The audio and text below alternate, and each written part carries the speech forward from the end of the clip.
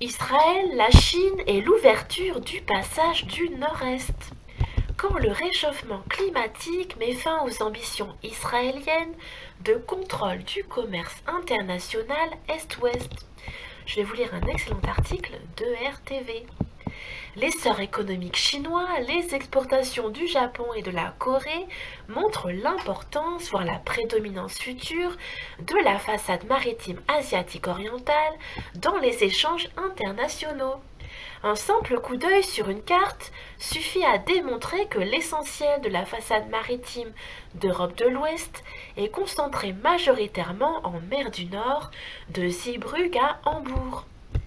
Actuellement, le transport maritime le plus court de l'Asie vers l'Europe implique de remonter la mer Rouge et de traverser la route Méditerranée à partir du canal de Suez, puis de contourner l'Europe avec les deux passages redoutables par la concentration du trafic que sont le rail d'Ouessant et le Pas-de-Calais. Les navires à très fort tirant d'eau, dépassant 22 mètres, restant interdits malgré les travaux d'agrandissement et de creusement du canal, tels les pétroliers et les minéraliers géants, restent contraints de faire le tour par le cap de Bonne-Espérance. Cependant, compte tenu du montant des droits de passage perçus à Suez, certains armements de marchandises générales font aussi le choix de ce trajet. Suez reste donc le point de passage obligé de l'essentiel du trafic de marchandises générales depuis l'Asie. La position d'Israël lui assurerait donc une place géostratégique de choix pour contrôler potentiellement ce commerce Est-Ouest, une arme que Netanyahou n'allait pas manquer de chercher à exploiter. Le projet RedMed, lancé en 2012. Il s'agit de s'affranchir du canal de Suez en développant le port d'Eilat en mer Rouge et celui d'Achod, voire d'Haïfa, sur la Méditerranée, le transfert de charges terrestres étant assuré par voie ferroviaire. Un chantier auquel la Chine, premier exportateur asiatique vers l'Europe, a été associé pour calmer ses inquiétudes quant au développement de ces nouvelles routes de la soie. La construction des 200 km de voies ferrées au-delà de Dimona, centre nucléaire israélien, entre le Tzin et Eilat lui est donc confiée. Un système qui doublera le canal de Suez, éventuellement ultérieurement rendu inutilisable par la suite sous couvert de rétorsion face aux attaques terroristes égyptiennes, entre guillemets, et qui assurerait à terme le contrôle israélien total des nouvelles routes de la soie et accessoirement la perception de substantiels droits de passage sur l'essentiel du trafic Est-Ouest Europe-Asie. C'est également un verrou stratégique permettant à Israël d'isoler définitivement le golfe Persique du monde méditerranéen, comme l'a proclamé le journal israélien Haaretz avec enthousiasme, je cite. Oubliez le canal de Suez et prenez le train à Eilat.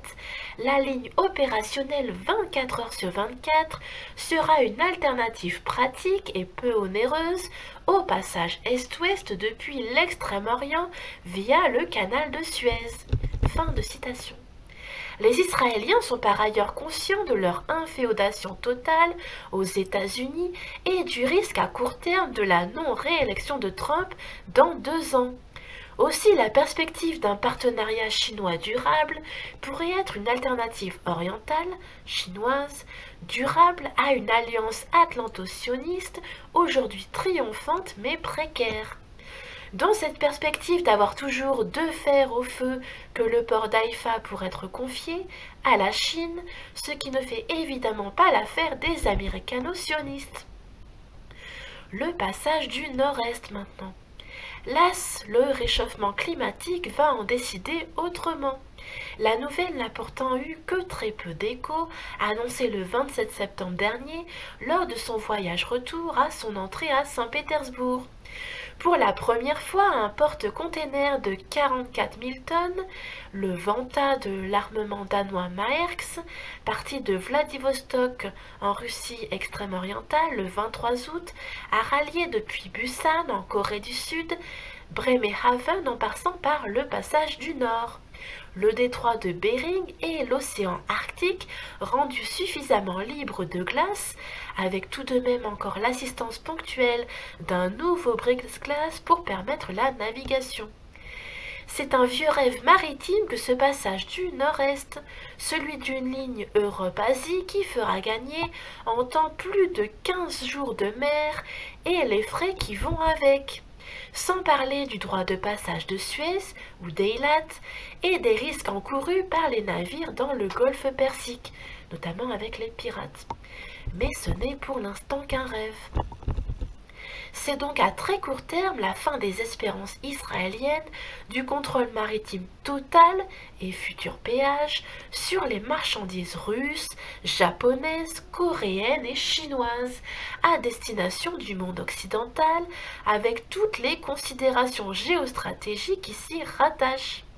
Confier le port d'Haïfa aux Chinois serait donc là aussi un moindre mal. C'est un article écrit par Claude Timmerman. Alors personnellement, j'ouvre une toute petite parenthèse, dans les médias russophones et anglophones, on parle de centaines de millions d'euros investis pour le passage de l'Arctique, donc au nord de la Russie. La Russie a également construit des dizaines de nouveaux brise-glaces et la Chine en parle à tous les rendez-vous de la réunion de Shanghai, de ce passage du Nord, qui serait moins sujet aux pressions géostratégiques d'Israël, de Néom, etc.